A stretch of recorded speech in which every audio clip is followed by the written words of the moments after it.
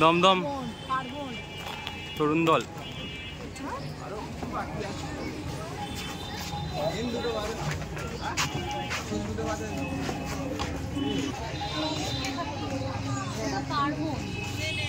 এবছরের থিম পার্বণ। বাঙালির 12 মাসে 13 পার্বণ। সেই সমস্ত পার্বণের রীতিনীতিকে এই চিত্রের মাধ্যমে এবং এই প্যান্ডেলটাতে দেখানো হয়েছে। সামনে খুব সুন্দর আমাদের দেবী মা মূর্তি।